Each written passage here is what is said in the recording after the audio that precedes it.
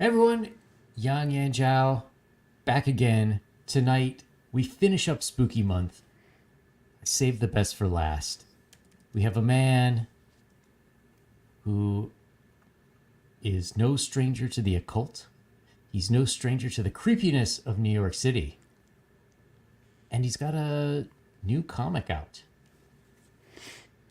Fabrizio, how you doing? How's it going? Fabrizio Aiello, writer, director, letterer, colorist of Horace H. Hoover. Yeah, all the above. It's brutal.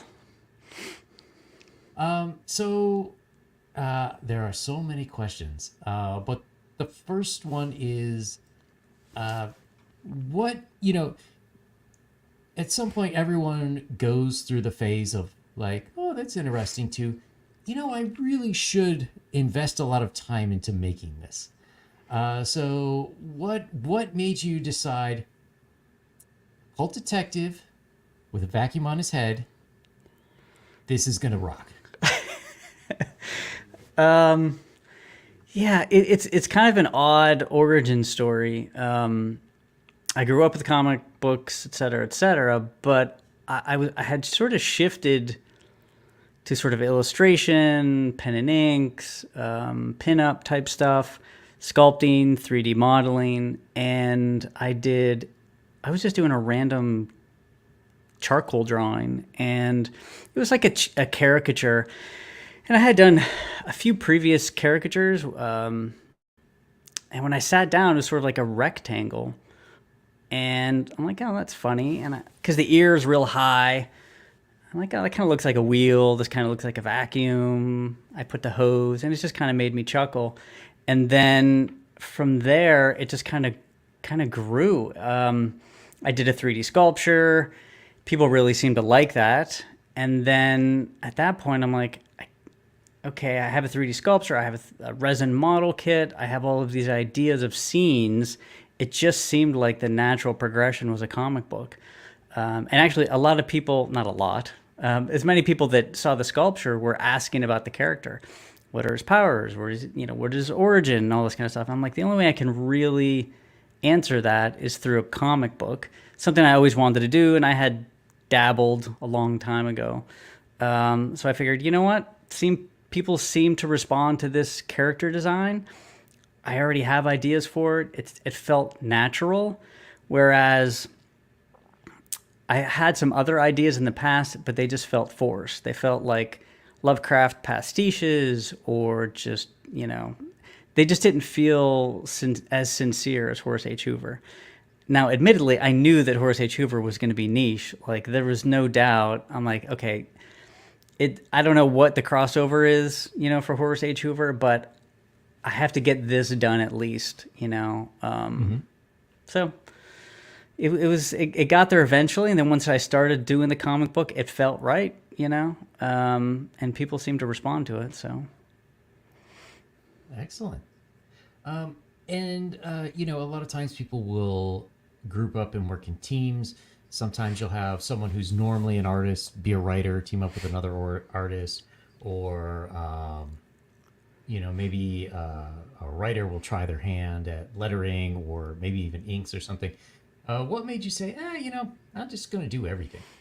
yeah, so I will say that I've been fortunate in my day jobs. I had a business for like 12 years, and I sort of got a lot of skills that applied. So, I've been working in Photoshop for 20 some years, and I worked in Illustrator for many, many years, and After Effects and 3D, and all of these things kind of lent itself to me being able to pick up the other aspects of them pretty quickly. There was definitely trial and error, don't get me wrong, the coloring and the lettering, but when I got a process down, I'm like, okay, I can definitely do this. And for me, the kicker was, before I started the comic book, I did, I believe, seven or eight, essentially full page splashes, fake covers, fake interiors. And that helped me nail down my process. Can I even do this? How am I going to letter? How am I going to color? What it's going to look like? And by the end of those 7 pages, I'm like, okay, I think I can definitely do at least 2 short stories or the first issue. So that's what got me there. But again, I was pretty lucky. My day job kind of provided some of the knowledge that crossed over into comic books. So one thing that really got me interested in the series to begin with, I saw it on Alternative's list of books that were coming up, but then don't remember where I was, but someone was like, "Oh, have you seen this book? The guy's the new Bernie Wrightson." Oh, Bernie Wrightson. Holy cow. That's pretty tall praise. But in taking a look at the books, issues 1 and 2 are out, and then also watching your streams, that's not too far from the mark. I was kind of wondering, your inking style. What leads you to gravitate towards that? Whereas, like most, it seems like the house style for the big 2 these days is like closer to a coloring book. There's very little differentiation in line weight. I was looking at a few pages of a book yesterday. There was no hatching, cross hatching anywhere. It's pretty much just outlines, and then they've decided to use color to provide all the volume and depth of the image, as opposed to traditionally it was all in the inks and color was just almost superfluous in a lot of cases. So what leads you to like go for the older stuff, I guess you'd say? That's a perfect approach. Description of the new stuff. And I don't know when that started, but I could tell from the beginning. I'm like, yeah, across the room, that cover, it doesn't read well. It looks like a painting. Like you said, the color is really everything that's holding it together. And even a lot of times the color is not even good. So it would be different if it's like this amazing digital painting, but it's not even that. It's just, it's unfortunately the worst of both worlds a lot of times. Now for me, as far as my style, I've been using brush forever. Really forever, since high school probably. It's either been brush or pen and ink. And originally, whenever I sat down to do Horse, those 7 pages, and you can even see some of it is pen and ink, and it just didn't fit for me. As much as I love doing illustration with pen and ink, to me comic books felt better with a brush. There was just something about it. Obviously, I'll do mixes or whatever, but to me, when I have a pen and ink in hand, it just turns out to be a very detailed illustration, which is great for an illustration or a cover or a pinup, but a lot of times, it doesn't translate well into actual storytelling page to page.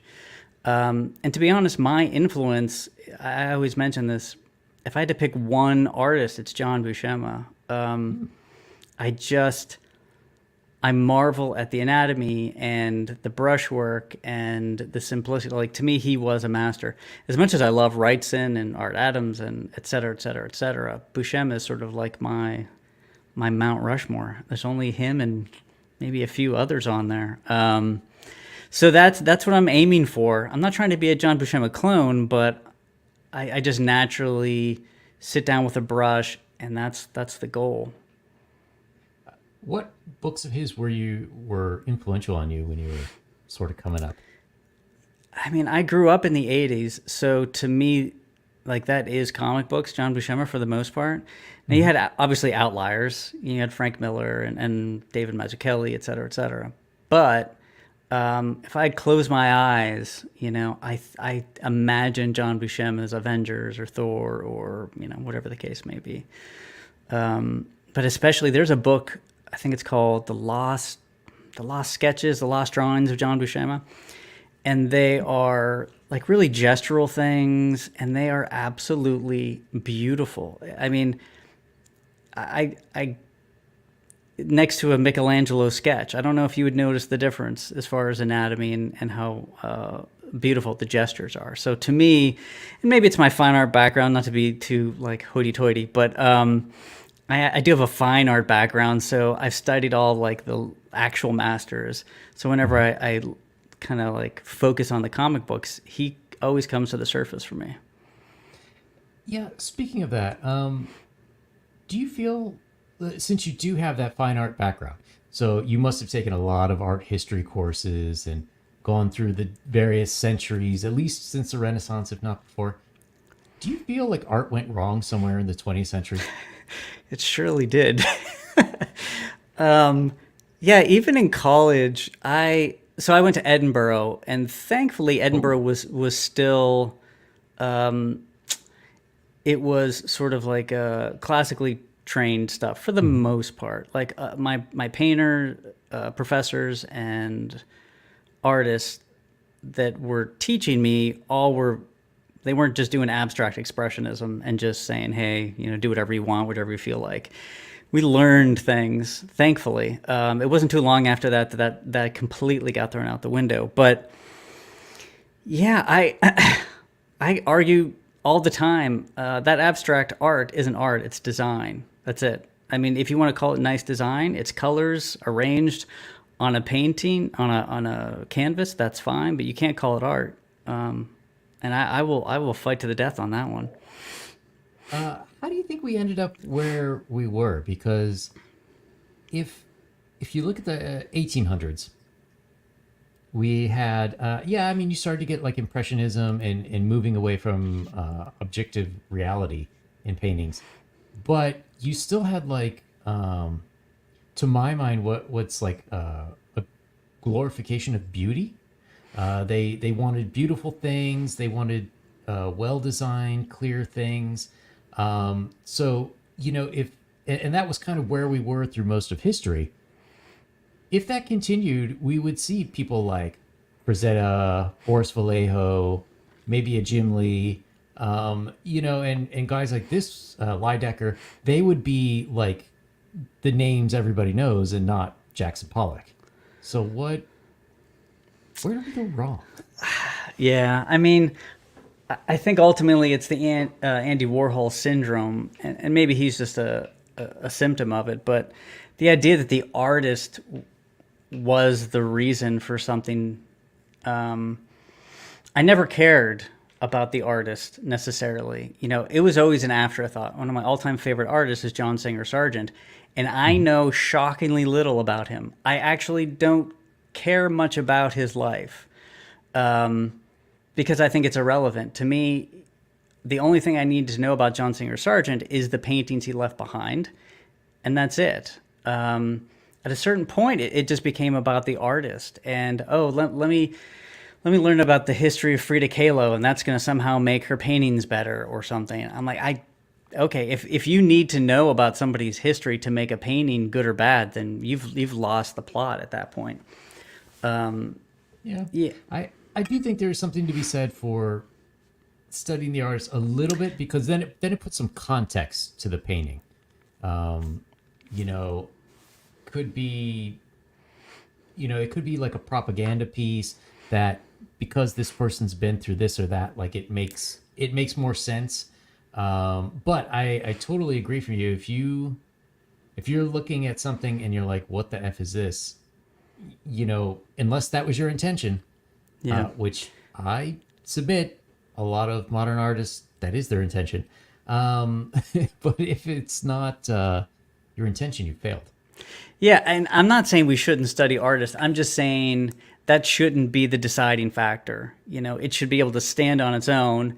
And then if you want to research, I mean, there's a lot of fascinating Mhm. artists. And yeah, so I'm not saying we shouldn't, but I'm just saying that shouldn't be the deciding factor in whether or not something is, good art or not. Yeah, so these are endless debates, I think, but the idea of objective beauty, it's important, and we just, I don't know, as the days go by, objective reality gets diminished, let alone objective art and objective beauty. So I think it's important to hold on to that, and I think people, when they see it, they recognize it, but they just won't. Even if they insist that modern art is art, I don't really think they believe it. Uh, my theory was always it was just like a cool kids club, where at some point you had some.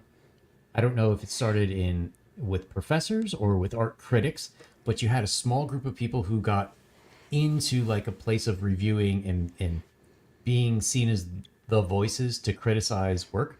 And then every time there was a new position or opening for this, they only hired people who thought like them, so it's like a self-perpetuating cycle, and it's how we ended up in this horrible, horrible place. No, I agree. I do think it is a cool kids club. You don't want to be the person in the room that's critiquing something and then have somebody, well, you don't understand it. You don't want to be that person. I have no problem being that person, and even I've in been that person. yeah, and even in college, which again, it's everybody's really trying to push that idea. Like I had no problem just saying no, that's just garbage. But it's not fun. It's not a fun place to be when everybody agrees that white canvas is something, and you're like, what are you talking about? You're completely insane. So, yeah, I think, and comic books. I mean, as much as they have strayed, even into the terrible modern whatever style that is, it's still better than just trying to convince me that red squares are something. That's true. I definitely agree. So, speaking of, using color for the volume and everything, one of the things that I like a lot about, let's see if we can get a little closer here, about H.H.Hoover is it's flat. Use flat colors. Now, of course, people in the know will know that Alterna prints on newsprint, which is the original format for comic books. And originally they only had 64 colors, so you could really, and the printing technology was not very good in the sense of we couldn't get like realistic paintings, which of course people were capable of. So they had flats. Did you decide when you were going to make this comic book to make it flats before you hooked up with Alterna, and that was like a happy coincidence, or was it like, oh, I got this deal with Alterna now, great, I'm doing flats? Yeah, I decided before because again in my head, when I'm thinking of a comic book, I'm picturing newsprint. To me, that's the sort of original that is comic books newsprint. I'm not saying you can't do it on white paper, but I shoot for that, and then anything else is just a plus. So even those original sort of studies I did, basically, I would put like a texture, like a newsprint texture, on the digital version of it to give it that feel of or look of newsprint, I should say. And then at a certain point, I got the first issue done. I got plans for everything else, and I start looking for publishers. And then I knew about Alterna, and then I can't remember what stream it was on. Pete was talking about newsprint. And I'm like, newsprint? And I'm just like, immediately, I'm like, okay, I'm going to send my stuff to Alterna because to me, that's the ideal newsprint. So it was a happy coincidence. It really worked out. That was always the goal, though, is to get something on newsprint or something as close to it as I could get. And as far as the flat colors, again, I looked at old comic books. I study them in a way that I'm like, okay, I'm not copying anything per se, but I want to pull certain elements from those old comic books that I feel still work today, and how can I apply them to my art and my style and my story. And the colors, I think, I always forget this, I can't remember what the palette is, but there's like a 78 or 100 color palette that I use. And actually, it makes it simpler for me because then I have a limited palette. I don't have to spend all day searching and looking for just the right shade. I'm like, all right, these are my colors, and I'm going to stick to them. Yeah, I could definitely see that. And so one thing I'd like to know too is one of my problems with modern coloring in comic books, and this is not just an issue with the big two. I see this in all sorts of indie books, is that things are colored the color that they're supposed to be. If you take my meaning, So like a tree trunk will always be brown, the leaves will always be green. Um, but you, I mean, not to say that your coloring is like some psychedelic festival or something, but if we take, let's take this panel right here. So you've got the two people framing the characters in the middle, and they're like this darker blue. In the middle, you've got green, the only use of green, and you've got the red of Horace's vacuum, so which really draws it in. How much time and thought do you put into this, and do you think this should go back to being the standard? So, yeah. So what you're referring to is local color, and I, I have a I have a very strong opinion on local color. It in some instances, it's what you actually need for a page to read right. So Horace in certain scenarios has to be the Horace blue and the Horace red. If not, like if it's a night scene or a midday scene, yeah, you can shift his colors into the orange, or into the purples for night. But I want Horace to be Captain America blue and Captain America red. So for him, I use local color. But for basically everybody else, I can at any given time shift their colors to whatever makes whatever's important pop. So like that panel that you showed, if I had made them skin colored with gray hair and blue or whatever, it would have made that panel really difficult to read. So to me, I'm like, all right, what's gonna let the reader move through them into the panel where Horace is at? So I really use color in like a layering way, if that makes any sense. Yeah, I mean, so my favorite colorist of all time was Glennis Oliver, who was famous for doing the X-Men books, like all the Family of X-Men books for, I think she started somewhere in 78 and won an award for best colorist, but she did all of them through the 80s up until like when the guys who would go to form Image took over. And my favorite run was the Mark Silvestri run. And he would draw these crazy crowd scenes, and you would see Glennis, like the crowds would be like a lavender color, and the X-Men would be amongst the crowd, but the X-Men would be in they'd be on model, Yeah. as they say in the industry. They would be like the specific colors that they're assigned for their costumes and whatnot. And it made, and what you're saying is absolutely true. I mean, Marvel editing must have been ready to strangle Mark for a lot of these crowd scenes with just how confusing it would have to look in black and white. But then you add that color to it. Do you think that there's a lot of, how would you say, like a lot of creative integration between the different visual disciplines of comics these days when you're looking at books on the shelves? Because like back in the day, one problem in my opinion these days is the runs are too short. So you don't really have an art team get to know each other enough and figure out how to work together well. But like, generally these days we have a penciler also doing the inks, which is part of the problem with the inks. I think there's just not enough time, and everybody likes to make money, so they just turn in coloring books. And then when you get to the colors, I almost wonder like how much they're talking to the penciler. Yeah. One point though, I absolutely agree. My favorite X-Men run is the Silvestri stuff.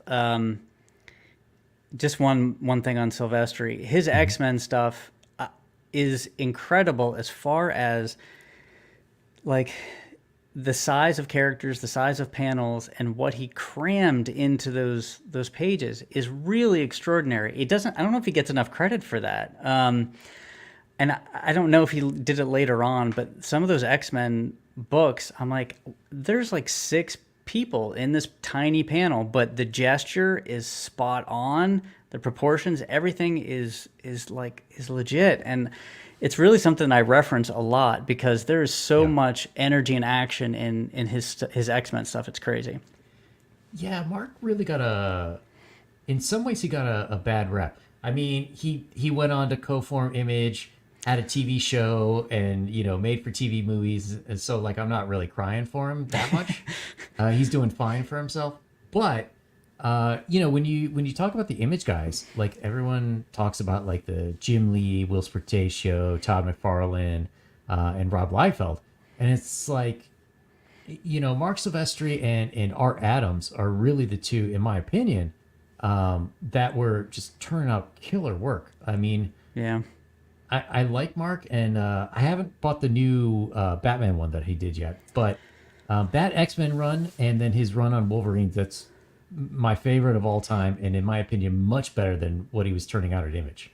Yeah, absolutely. I absolutely agree. And actually, now that you mention it, Dan Green inking Yeah. Silvestri is something I also reference. So there's like a technique that Dan Green is. I'm not saying I ink like Dan Green, but there is some things that he does that I think about whenever I'm inking.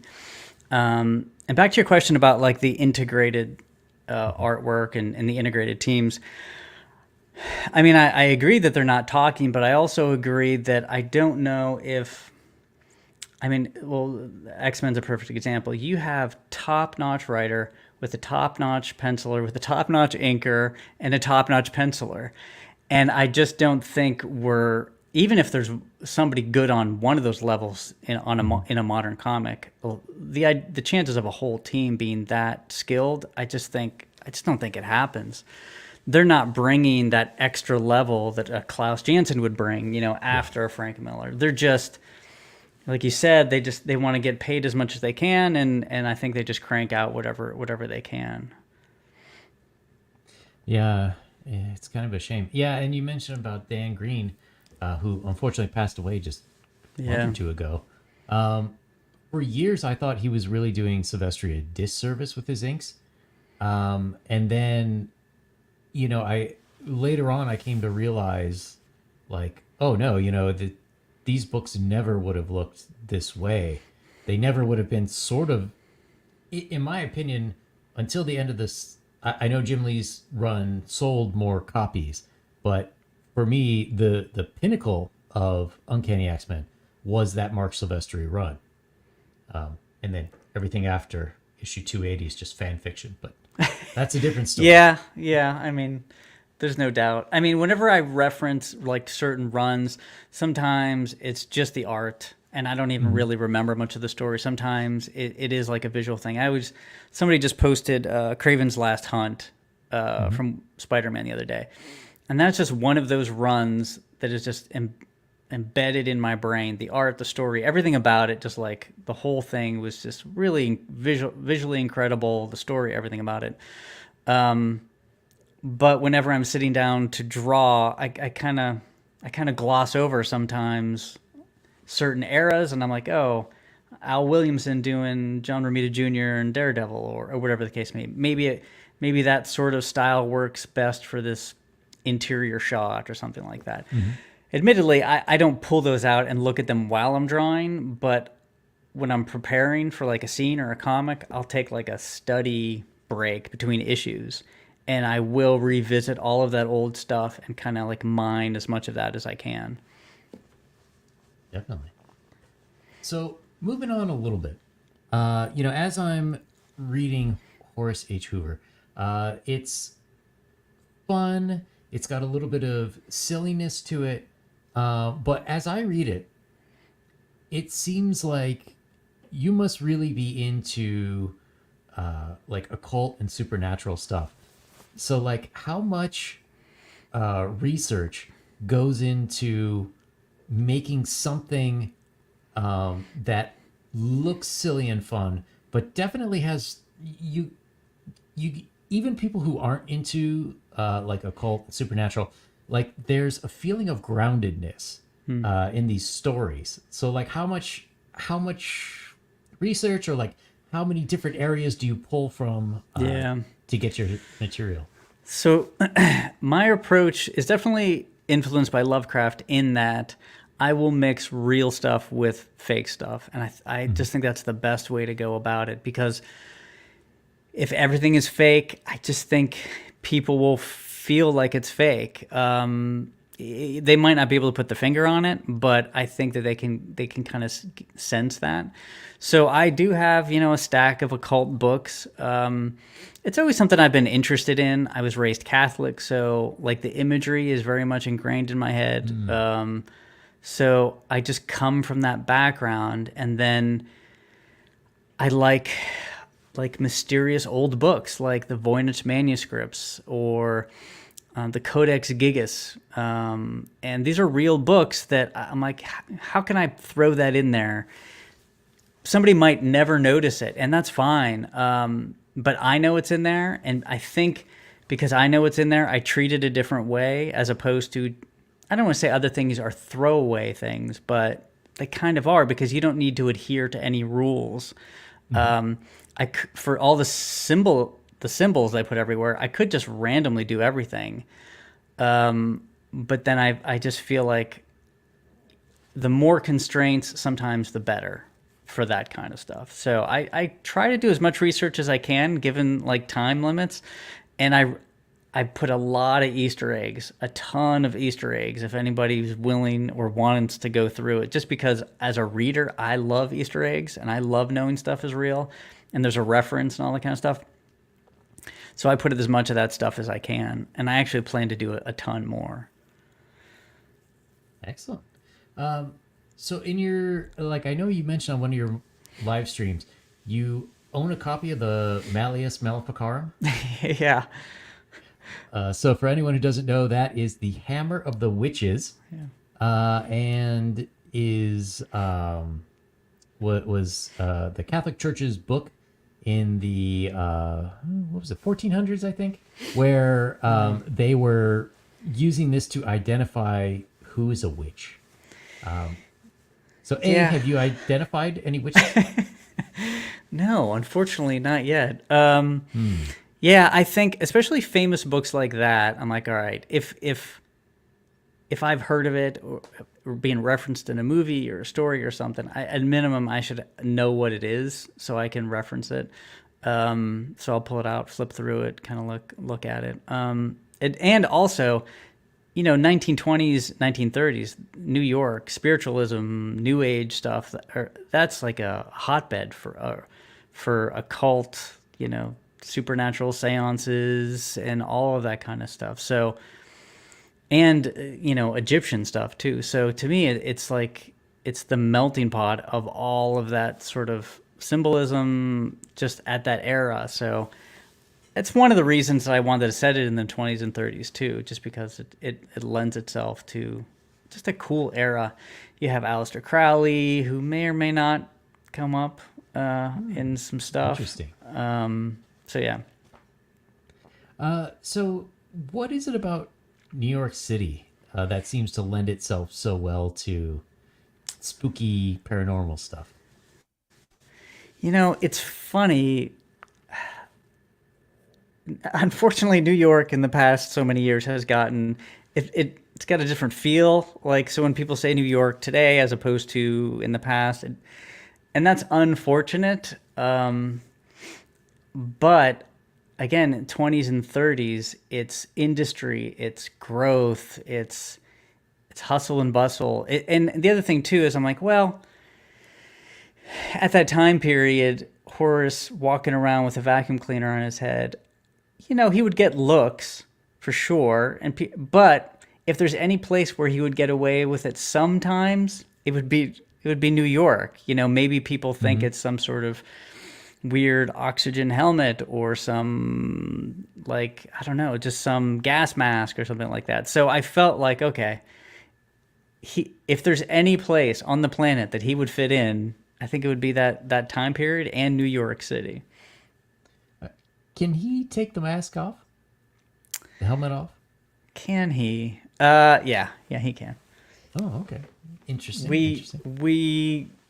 We will see him struggle with that eventually. Not in the 5-issue miniseries. later on, though, there will be a sort of a conflict that comes up where he'll have to deal with that. But yeah, I've mentioned it before, so I don't want to be coy about it. But it is a helmet that he can take on and off, although we won't see him do that. And that will be revealed later on. Again, not in the 5-issue miniseries, but during the ongoing or whatever happens after the miniseries.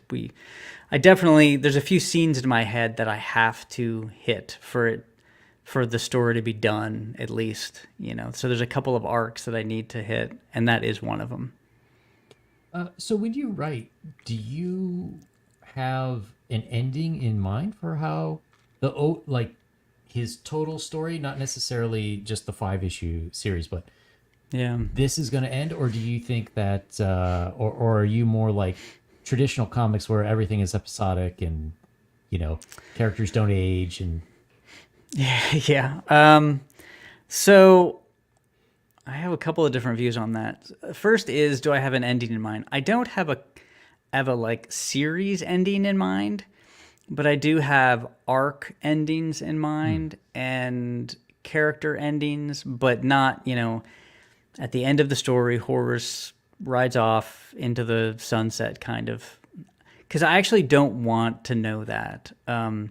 Now, I will say everything is explained. So his powers, his origin, all of that, anything that's a question to the reader is definitely answered, written down, or drawn somewhere. But I don't like to think too far ahead either, because that's actually the fun part of writing, looking a little bit ahead and having a general idea. But I think if you live too much into the future, if I'm on issue 4 and I'm thinking about issue 7, it does a disservice for issue 4. Like, I feel like you should live with the characters. I was going to do a little video on this. Like, you should live with the characters in that story for as long as you can, with an eye towards the future. But if not, you're gonna miss connections that you can make, just sort of listening to, like, peeking your head in every day, in that story and see what's going on. So I don't like to look too far in the future. Now, as far as episodic, the miniseries is going to have sort of 3 flavors. One is like a couple of short stories. One is a longer arc, which is going to be 3 issues. And then one is a one-off issue, which is issue 5. I like all of those. I don't know if I would really like to do one and done every issue. That's great for some stories. I think some stories need to be episodic. But if you really if you want like an epic adventure, you're not going to get an epic adventure in one issue. Even if there's a story that sort of doesn't get tied up, it's not going to feel like an epic adventure. So I like all of the different flavors. So I don't want to say episodic is the answer, because I don't think it is. It's one flavor of a type of storytelling that I think comics should be telling. So then, would you say you're sort of more on team saga, like Viking sagas, where the people in them do change over time, and you keep having more and more new adventures, but eventually, in some way, they just sort of go on? Or you like at some point it should definitely end, even though you don't know where that ending's going to be right now. At some point, like, the characters have to get older or make substantial changes and then sort of finish up. I think so, yeah. Now, admittedly, Horus, it's a flat character arc. I like the idea that Horus is the only sort of non-moving thing in the world, where everybody in every universe is sort of like moving around him. Now, that doesn't mean, I don't want to say he's never going to have an arc, but in general, that's how I look at it. But yeah, things should end. I think to have any meaning or real weight, when I think about stories that I read 30 or 40 years, well, not 40, 30 years ago or 20 years ago, the ones that have real weight ended. Or they ended in a way that was open. You can end in a way that's open, which is fine. But there should be some sort of ending, I think, ultimately. That could be 100 issues, I don't know, but I don't know. Endings are important, I think. Yeah, well, to me, this is one of the other bricks in the wall that was holding up comics, American comics. You know, where a lot of the modern ones that we have really started in the '60s, and by the '80s, you had guys like Jim Shooter at Marvel who was trying to age up the characters. You know, make Peter Parker older, have him get married, this and that, and then for whatever reason, they said nope. We're just going to do exactly the same thing. And I think that that's kind of a shame because not only will your audience who grew up with those characters age out of them, and you know they won't really be able to relate to them, it also doesn't leave any new room for new characters to come in. Like Yeah. a great one would be the Batman Beyond cartoon, where Bruce Wayne was, I think he was in his 80s, and then a kid like stumbled into the Batcave, so he becomes the protege, you know, and you leave room for these new stories that can then inspire new generations of people to read into it. Yeah, I mean, I agree. If I want to read the same Captain America comic book, there's plenty of those, you know. So I do like when characters move and change and grow.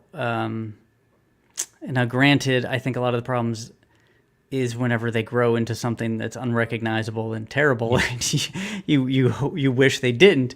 But as long as the stories are good, yeah. I mean, one of the reasons The Dark Knight was so great is like, whoa, an old Batman? This is amazing, you know?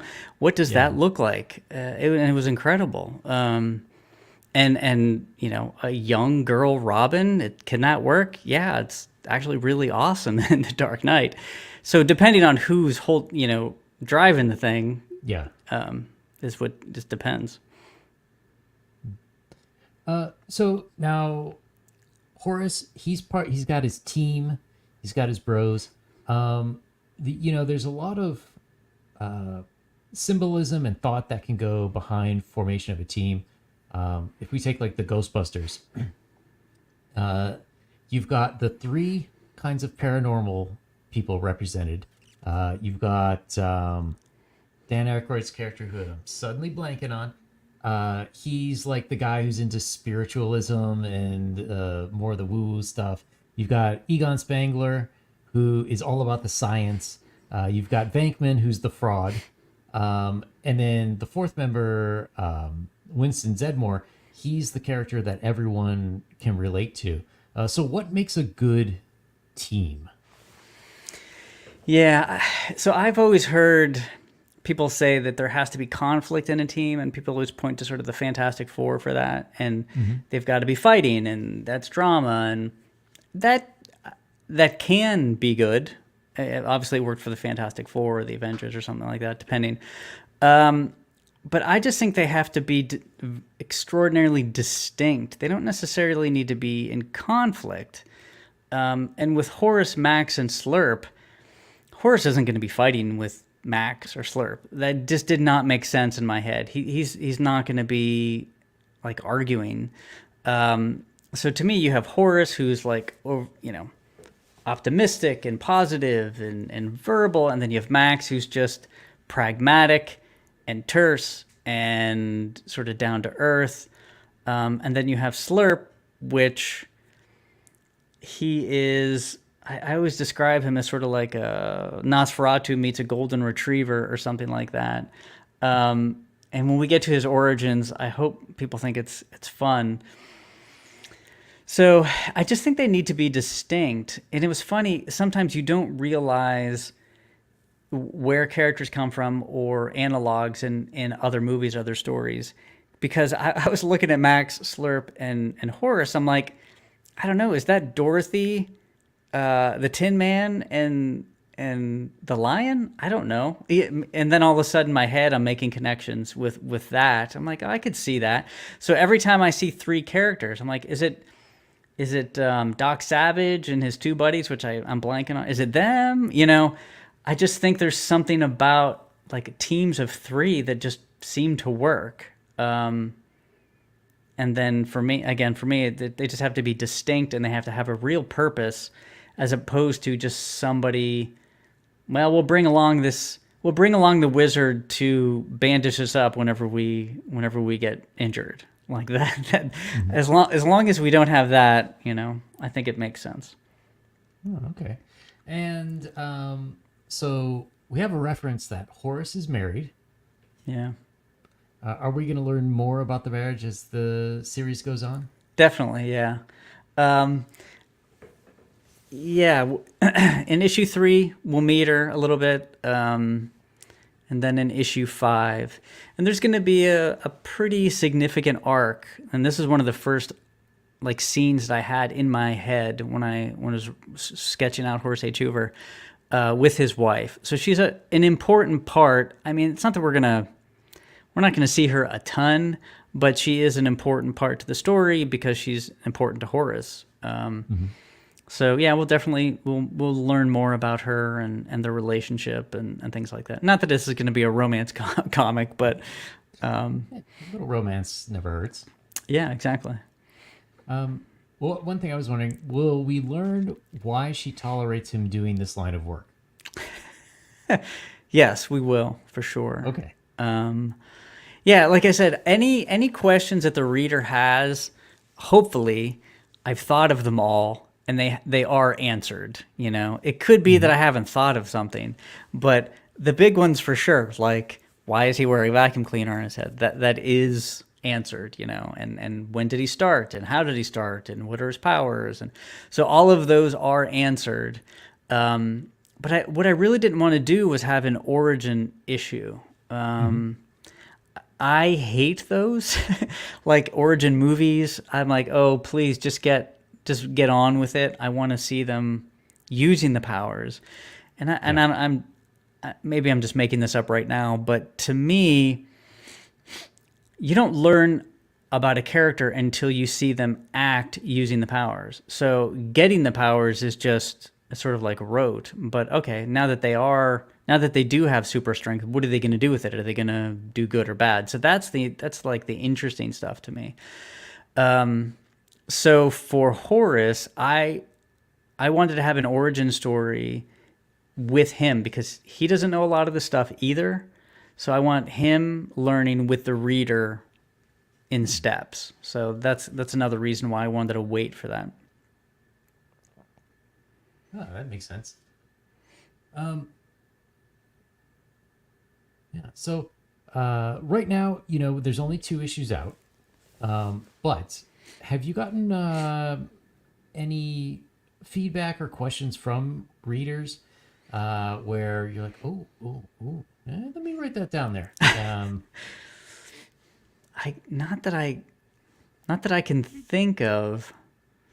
There is somebody, Captain Goodnight, who is very astute, we'll say, and he tends to like really pore over the books and figure stuff out. So he might have figured some stuff out, or at least has a sense of some things, which is pretty impressive. But I don't think there's anything new that I've added.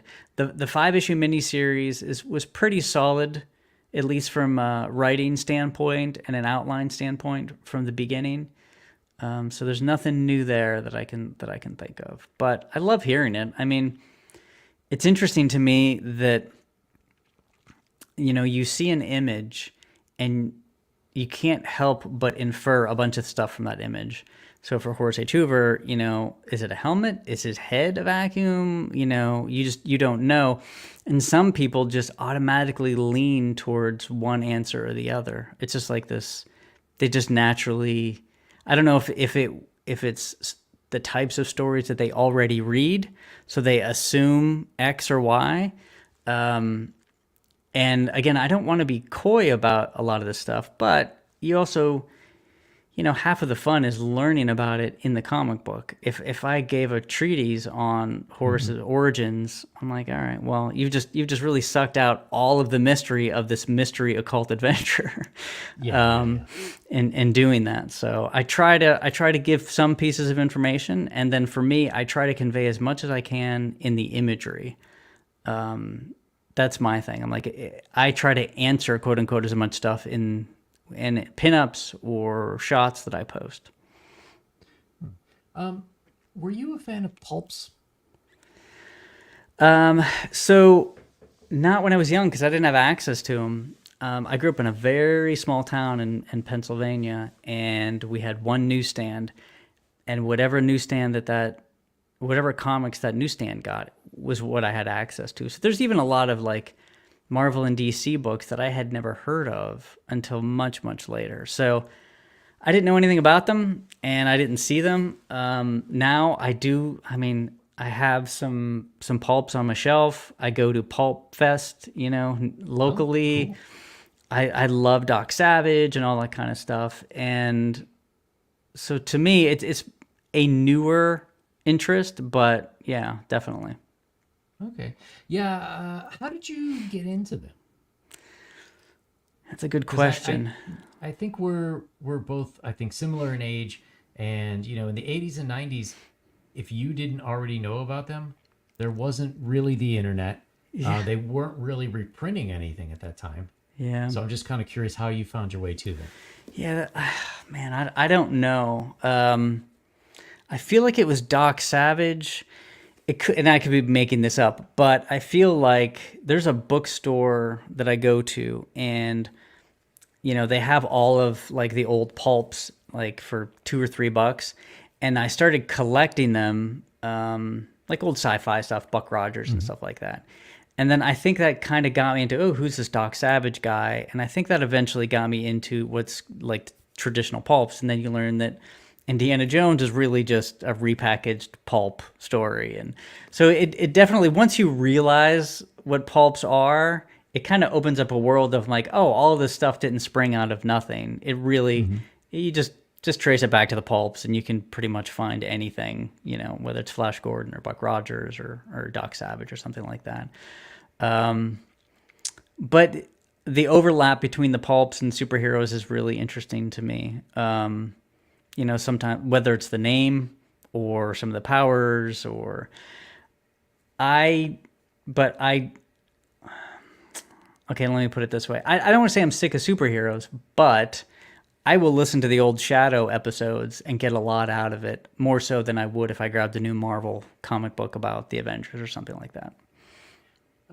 Do you think it's an age thing, or do you think it's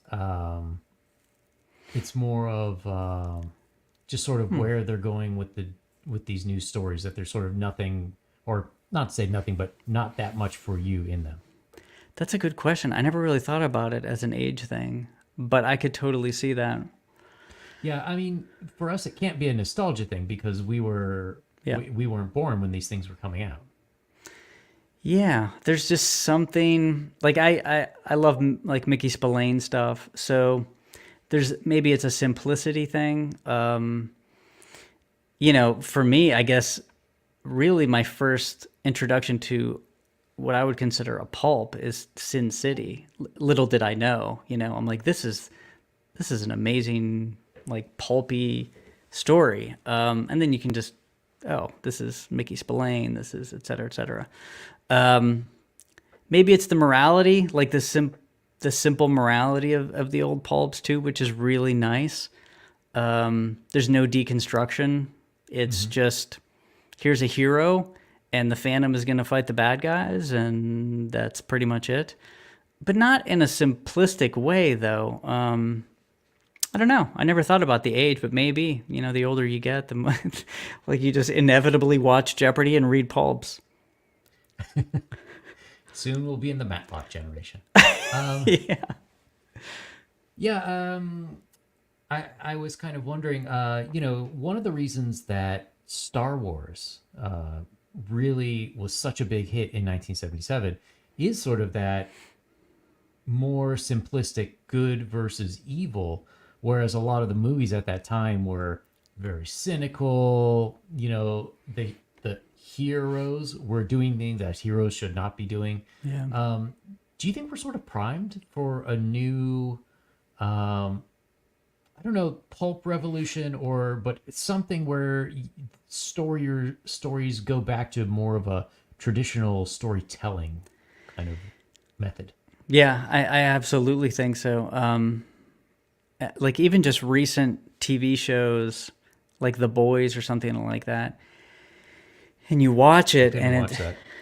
I'm like, what is this? These are despicable people doing despicable things.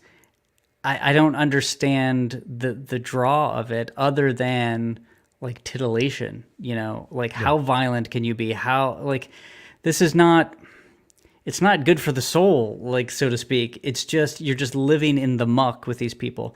And going back to the 70s, when I think about some really great movies of the 70s, you had Taxi Driver and Godfather and The Deer Hunter and all those kind of movies, and they were just at the end. The Godfather would maybe is a bit of an exception, but the end of those movies, you didn't feel better. There was nothing like you didn't feel good. That's why I think people have pointed this out. Why Rocky was such a huge hit because it was a positive thing. Yep. But I think you're right. I think we are primed for some objective, tale that, yeah, we all know this is right and this is wrong. And it's okay for Horace to be positive and to be a moral character. There's nothing wrong with that. Immediately making your character a drug addict or an alcoholic or something. I'm like, that just... We've been looking. How long have we been watching that stuff? Decades, it seems like. So we'll see. Yeah, part of that makes me wonder because one of my criticisms of, I mean, you could clearly see it in comics, but I think in TV and movies as well. Is if you go back and you look at Jack Kirby and Stan Lee and these guys, they all fought in wars. They were all sort of out of the house, leading households when they were in their early 20s. So by the time these guys were really cranking out materials, they had a lot of life experience, and they were able to bring it up. Whereas I think the current crop of writers, in general, of course, not all of them, but they really haven't been put through the ringer in a lot of ways. Yeah.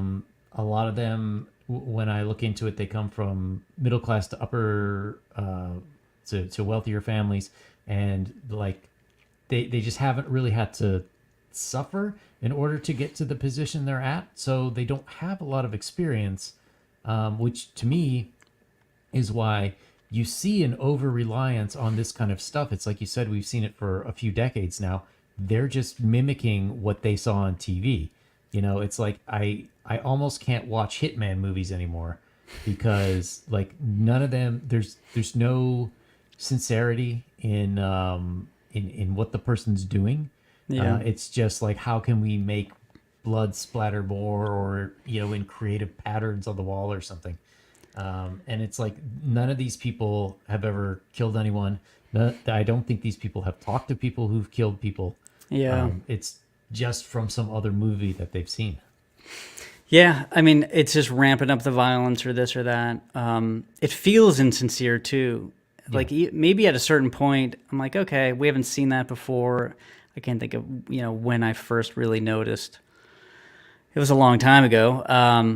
At least it was new, I guess, at a certain degree. So as far as like being a sort of a head of household, being in the war, having like a real life experience, there is this inescapable correlation between like pragmatism, like things exist, things have consequences, those consequences mean things, and the more you're removed from that, the more that you can just have these weird flights of fancy. Not to bring this into like, again, a hoity-toity subject, but I've always loved philosophy, and I've always read a lot of philosophy. So I'm not going to say in lieu of experiences, but everything sort of flows from some sort of fundamental principles, whether it's morality, whatever, whether it's religion, whatever. And once you sort of have that crafted, it's actually, you have boundaries. You have boundaries to write stories and characters in. If you have zero principles, if you have zero guide rails, you're just all over the place. It's random, it's whim, it's obvious. It's chaos, what's going through people's brains. And I don't know if that made any sense, but I feel like that has something to do with it. Yeah, no, I tend to agree.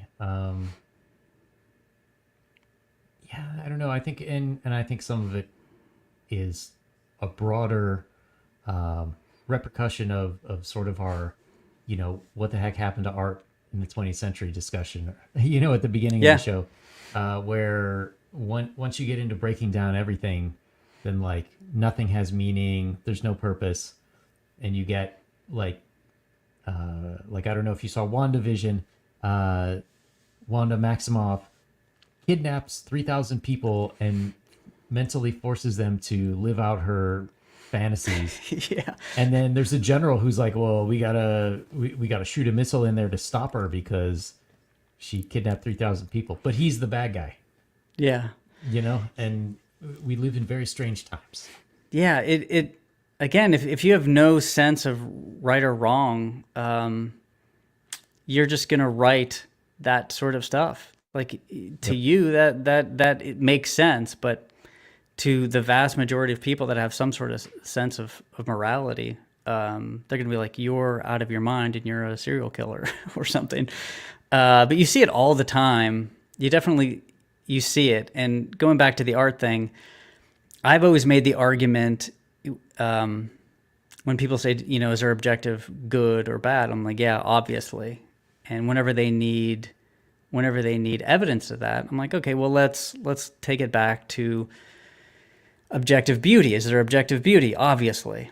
What do you mean? That's crazy. I'm like, a sunset is objective beauty. Nobody in the history of humankind has ever looked at a sunset and said, oh, it's vile and disgusting. Like, oh, get it away from me. So if we start from the idea of objectivity, then we can make our way to objective morality and objective reality, et cetera, et cetera. And I use that a lot of stuff. I don't use it in my writing, but I'm very aware that that's how I am as a person. Mm-hmm. And, Horace is going to act at a certain point. You can't help but have your characters act within the worlds that you create. So if in your worlds is objective reality, then your characters are going to do the same thing. Now you can always write against that, but you're doing it consciously. And is it important for you that Horace is an all ages book? Yeah, I mean, there are times where I'm like, "Oh, is this all ages?" Because I like the trappings of horror and occult and supernatural, mm-hmm.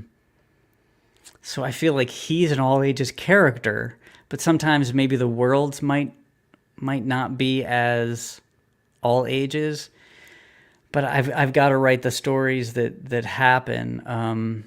I don't want to censor anything, to make it all ages. I hope it stays all ages, but if there's a scene where I'm like, oh, that's tough, I don't know. It's going to be, I won't be gratuitous for the sake of gratuity, but, sometimes there might be a scene where I'm like, it's really important that this happens in this world. So we'll see. At minimum, I would like to be able, if I do arcs or sets, I'm like, okay, this is all ages, and this might be a little, teen or something like that. I don't know. I think it's all right if you go back to the original Grimm's fairy tales.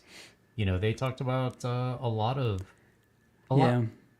things that we would consider too mature for kids today. That was like the prime audience for them hundreds of years ago. I've always looked at, writing and language and all of that. I don't want to write necessarily for kids, because when I was reading comic books, I know they weren't writing for me. But because of that, I enjoyed it when I was 6, and I can enjoy it now. And that's huge. So I just try to write the story. I even had somebody say to me one time, I'm like, should Horace say that? Nobody really knows what that word means, or kids aren't going to understand it. I'm like, then they'll either look it up or they will learn it eventually and reread it. So I think that's actually really important that you write above, Yeah. that the audience will say. Yeah, for sure. Even, if you look at the books that were considered for kids in the 40s, Grapes of Wrath and, Little House on the Prairie, Anne of Green Gables, all that kind of stuff.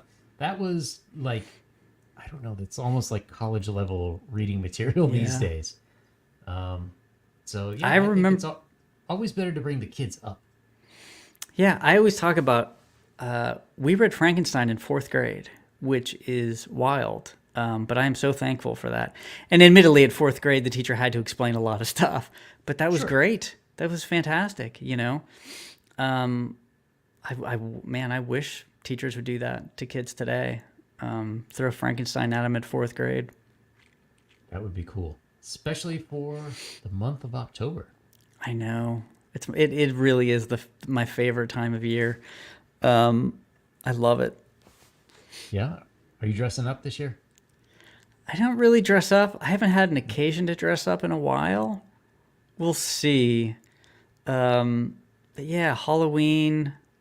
It's just, I love the fall. I'm in Pennsylvania, so we really actually get a fall, which is nice. So we get the leaves, and that goes right into Thanksgiving and Christmas. I'm just for the next 4 months, I'm loving it. We live right next. Go ahead. Until January when it's freezing. And you're like, oh God, please come. Spring, please come. I was gonna say, we live between a cemetery and a church, so it's the most beautifully Gothic setting. Whenever I want to sit and write or something, you hear church bells, you'll go over and see a cemetery. I'm like, I love it. All right. Well, Fabrizio, is there any last thought you'd like to leave people with? Just check out Horace H.Hoover on alternativecomics.com. I have a YouTube channel, which I do live streams and some tip videos and things like that. So check out at unhallowedart.com or horacehoover.com. And yeah, I'm on Twitter, Instagram, all the above. Yeah, and there are links to where you can buy the books on Alterna, to the YouTube channel, and to unhallowedart.com, all in the description. There's also a link to Alterna in the chat. So thank you everyone for watching. Please like and subscribe. I will be on vacation soon for 2 weeks. Hopefully we'll have some videos on what kind of comics are popular in Taiwan right now. Wow. And one more appearance before Spooktacular is over. Friday, I will be on the Dungeon Delvers channel. We're playing Call of Cthulhu. I'm playing Charlton Wiggins, scientist with a drug problem who has 2 pistols stowed away in his pocket secretly and is rapidly losing his sanity. So if you want to see the exciting conclusion and how horrible that story will end, check out the Dungeon Delvers channel at 9 o'clock this Friday. All right. So Fabrizio, thank you very much for coming. Thanks for having me. We'll have you back again. And, yeah, for sure. Good night, everyone. Bye.